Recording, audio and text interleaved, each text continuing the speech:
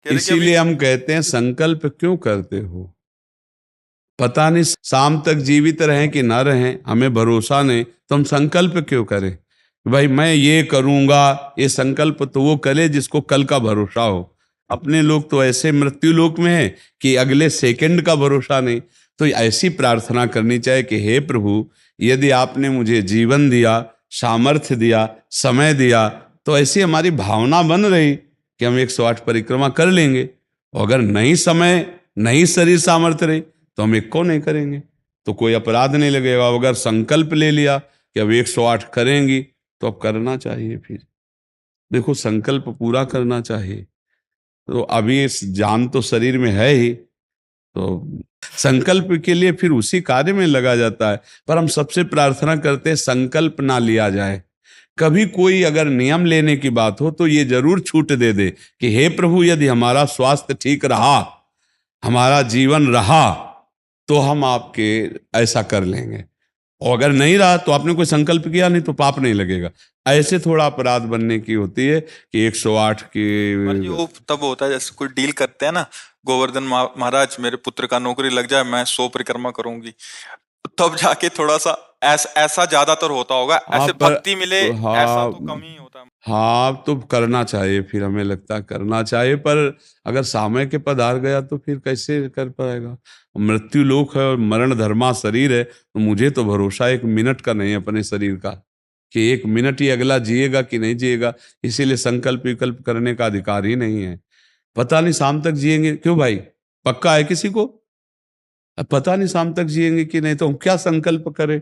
हमें तो यही कि प्रभु जैसे चलावे वैसे चल रहे। परिक्रमा करवा दिया, परिक्रमा करने बैठे बैठे राधा राधा जप रहे, मांग के खा लिया, भगवान के भरोसे बाबा जी। ऐसे गृहस्थी में अपने धर्म कर्म किए, जब समय मिला तो परिक्रमा कर गए। अच्छा, प्रार्थना करना स्वामी से कोई गलत बात नहीं कि हमारे बच्चे की नौकरी लग जाए, हमारा काम बन जाए, जरूर करो। भगवान से नहीं करोगे तो किससे करोगे? करना चाहिए। पर ये करके कि हमारी कामना पूर्ण कर दो, हम इतना करेंगे, फिर बंधन हो जाएगा। हम इतना क्यों करें? तुम्हारी परिक्रमा करेंगे तो हमारा काम पूर्ण। स्वार्थी हो क्या? हमारे पिता हो, हमारे स्वामी हो, हमारी जरूरत है, मांग रहे कि प्रभु हमें एक संतान दे दो, हम आपको कुछ करेंगे। ये हम में बस नहीं, हमारे पास तो जो कुछ दिया हुआ सब आपका है नाथ। स्वाभाविक 108 परिक्रमा लग जाए, कोई बात नहीं। संकल्प मत करो, मांग जरूर लो, तुम्हें मांगना है। और छूट दे दो कि प्रभु यदि उचित हो तो ऐसा करना, अगर उचित ना हो तो प्रभु लाख बार मांगो तो भी पूरा मत करना। ये भक्तों की मांगे होती हैं, ये सत्संगियों की मांगे होती है कि नाथ मेरी आवश्यकता तो है, पर अगर आपको उचित लगे तो आप दे देना, और अगर उचित ना लगे तो मेरे मांगने पर भी आप ना देना। ये जब ये बात बनी रहती है कि जितना नाम जप होना चाहिए उतना नहीं होता, उतना, ये बात तो हमारे में भी है। इतनी पीड़ा तो हमको भी बनी रहती है कि जितना होना चाहिए उतना नहीं होता। इतनी पीड़ा हम अपने गुरुदेव भगवान में भी देखी। एक दिन उन्होंने कहा क्या बताएं, जीवन निकल गया, छक के नाम जपने को नहीं हुआ, रात दिन मंत्र में नाम में लगे गए, रात दिन 10 वर्ष समीप रह के सेवा में रहे। तो देख, बोले क्या बताऊं, पूरी जिंदगी निकल गई, छक के नाम जपले को नहीं मिला। तो भगवत भजन करने वाले में भजन की इतनी भूख बढ़ जाती है कि रात दिन भजन करने पर भी उसको ऐसा अनुभव होता है कि जैसा होना चाहिए वैसा। यही अखंड भजन बनाता है, यही अखंड। पर इस अखंड भजन होते हुए भी रोना आएगा कि प्रभु मुझे भजन करने की रुचि दे दो। यही भजन, असली भजन का ही फल है। भजन करते हुए भजन की इतनी भूख होना कि भगवान से भजन ही मांगना कि प्रभु मुझे भजन करते। अभी वो भजन नहीं होता जैसा प्रेम से होना चाहिए। हर एक महात्मा को, हर एक भजनानंदी को अनुभव होगा। और ये अगर हुआ तो भजन अखंड होने लगेगा। क्योंकि हम जिसकी पीड़ा महसूस करते हैं उसको हम भूलना कैसे बर्दाश्त कर पाएंगे? तभी वो अखंड स्मृति कर पाता है। और जो संतुष्ट हो जाता है भजन में, वो भजनानंदी नहीं होता। जो भजन में असंतुष्ट और भोगों में संतुष्ट रहता है वही भजनानंदी कहा जाता है। अपनी बात कहते हैं, मुझे तो गुरुदेव ने संभाला, नहीं तो साधन भजन हो रहा था और वो अहंकार जनित था। जब गुरुदेव ने कृपा करी तो हमारे अहंकार को चकनाचूर हुआ। तब ये बात समझ में आई कि गुरु कृपा से मोक्ष मूलम गुरु कृपा। गुरुदेव भगवान साक्षात करुणामय प्रियालाल के स्वरूप हैं। वो जब कृपा करते हैं तो अहंकार नष्ट हो जाता है, और अहंकार नष्ट होते ही दैन्यता आ जाती है। और प्रियालाल को दैन्यता बहुत प्रिय है, और वो दैन्यता कृपा से ही आएगी। और गुरु के चरणों में आसक्त रहो। देखो, हम आपको गुरु महिमा की एक बात बता दें। जब हम कोरा कागज होकर गुरुदेव के चरणों में समर्पित होते हैं, तभी हमारी हृदय में लिखा पढ़ी सही होती है। हम लोग क्या होते हैं, पूरा कागज रंगे हुए पहुंचते हैं और अपनी बुद्धि लड़ाते हैं गुरुजनों पर, इसीलिए हमारा काम बन नहीं पाता। यदि हम बच्चा बन के गुरु के चरणों में जाएं, जैसा बोले वो और वैसा करने लगे, तो गुरु को भी पता नहीं चलेगा। ऐसे शिष्य की उन्नति हो जाएगी अध्यात्म की, क्योंकि उसने उनको भगवान माना है। देखो, एक हम प्रसंग कई बार सुना चुके हैं। एक उड़िया बाबा ने सुनाया था प्रसंग कि एक बंगाल के भगत के मन में आया कि मैं गुरु बनाऊं। तो एक प्रसिद्ध थे काली के उपासक, उनके पास गए, और वो मदिरा पीते थे, वो जानते नहीं थे। वो मदिरा पिए हुए बैठे हुए थे। उन्होंने कहा, गुरुदेव, मैं आपको गुरु रूप से वरण करता हूं, मुझे मंत्र दे दो। तो शराब के नशे में लड़खड़ाते हुए मंत्र बोले, तो अशुद्ध मंत्र और अशुद्ध अवस्था, पर वो सीधा सरल भक्त भगवान मान के गुरु की छवि लेके पूजा में रख के और मंत्रानुष्ठान, अशुद्ध मंत्र। 1 साल ही हुआ कि माँ भद्रकाली प्रकट हो गई, काली, और उनका बेटा, तेरा गुरु ढोंगी है। तो उन्होंने कहा, माँ, पहली बात तो आप गुरु को ऐसा ना बोले, गुरु हमारे परब्रह्म है, आप ऐसा ना बोले। बोले, बेटा तू बहुत सरल है, जानता नहीं, वो शराब पीता है, और जो मंत्र दिया ना वो अशुद्ध है। माँ ने कहा। तो उनका, माँ, अब तो और विश्वास आपकी बात पे नहीं रहा। अगर गुरु ने अशुद्ध मंत्र दिया होता तो तुम 1 साल में आ गई, कैसे आ गई?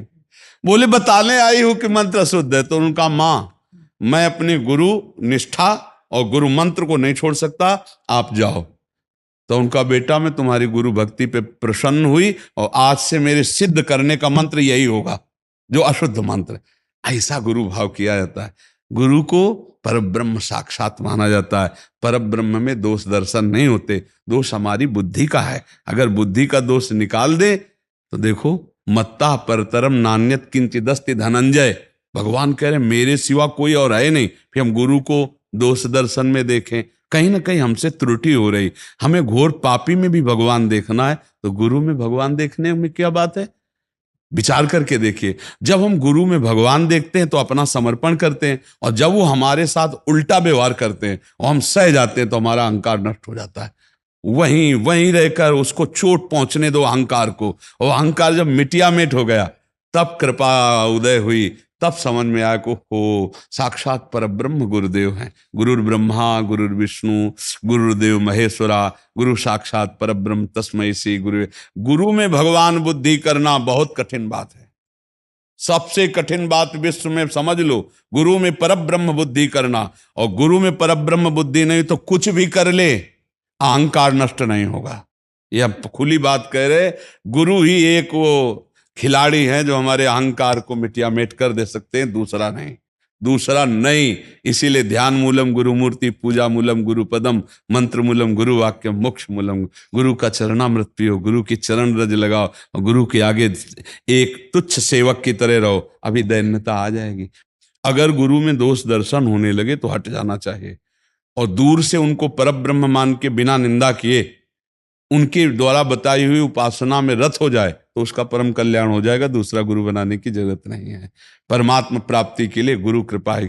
हम तो आपको हाथ उठा के कहते हैं कि गुरुदेव की कृपा के बिना एक कदम नहीं चल सकते, एक कदम भी नहीं चल सकते।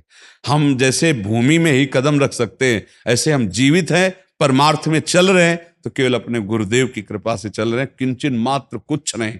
केवल वो ऐसे पकड़े हुए हैं तो हम चल रहे हैं, अगर वो ऐसे छोड़ दें तो धम्म से गिर जाए। गुरु कृपा ही केवलम, गुरु कृपा है। वो दैन्यता गुरु कृपा से आती। महाराज जी, धन्य भाग है आपकी कि आप दैन्यता चाहते हैं। हाँ, परम कृपा है वैष्णव आचार्यों की। बस चुपचाप चलते रहिए, किसी की निंदा मत करना और किसी के दोष दर्शन मत करना, बस इसी से दैन्यता आ जाएगी।